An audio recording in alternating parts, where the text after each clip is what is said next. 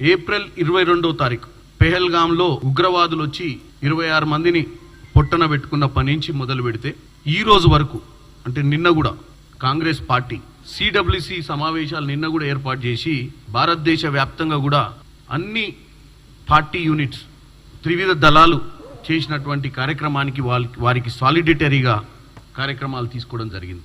నిన్న చూస్తే మన ముఖ్యమంత్రి రేవంత్ రెడ్డి గారు కూడా అధికారులు ఆర్మీ సిబ్బందితోటి నిన్న త్రివిధ దళాలకు ఒక ర్యాలీ నిర్వహించడం జరిగింది. కాంగ్రెస్ పార్టీ రాజకీయాలకు అతీతంగా ఎట్టి పరిస్థితుల్లో ప్రభుత్వానికి మద్దతు ఇవ్వాలని, ప్రభుత్వంతో పాటు ఆర్మీ తీసుకునేటువంటి నిర్ణయాలన్నింటినీ కూడా భారతదేశ వ్యాప్తంగా కూడా కాంగ్రెస్ పార్టీ తరపున కాంగ్రెస్ పార్టీ ఏ కార్యక్రమం తీసుకున్నా వారికి సానుకూలంగా వారికి మద్దతు ఇస్తూ తీసుకోవాలనే నిర్ణయం సిడబ్ల్యూసి సమావేశాలు 2 సార్లు పెట్టడం జరిగింది. ఈ మధ్యకాలంలో భారతదేశానికి పాకిస్తాన్కి మధ్యన యుద్ధం ఇప్పుడు జరుగుతుంది.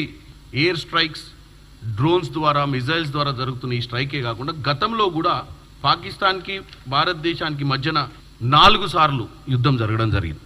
ఈ 4 యుద్ధాలు గతంలో జరిగినటువంటి మేజర్ యుద్ధాలలో కూడా కాంగ్రెస్ పార్టీ 3 సార్లు కాంగ్రెస్ ప్రధానమంత్రులు ఉండే, ఒకసారి వాజ్పేయి గారు ఉన్నప్పుడు కూడా కాంగ్రెస్ పార్టీ క్రియాశీలకంగా ఆ రోజు కార్గిల్ వార్ అప్పుడు వారికి మద్దతు ఇవ్వడమే కాకుండా అప్పుడు అన్ని విధాలుగా సహకరించినటువంటి పరిస్థితి. కాంగ్రెస్ పార్టీ ఏ రోజైనా భారతదేశ పౌరులకు కానీ భారతదేశ ఇతర దేశాలతో భారతదేశానికి ఏదైనా డ్యామేజ్ జరుగుతున్నా, భారతదేశంలో ఏదైనా జరుగుతున్నా కానీ ఇక్కడ రాజకీయాలకు అతీతంగా కాంగ్రెస్ పార్టీ ఎప్పుడు ఉంటుందని చెప్పడానికే ఈరోజు నేను ఈ ప్రయత్నం చేస్తున్నాను.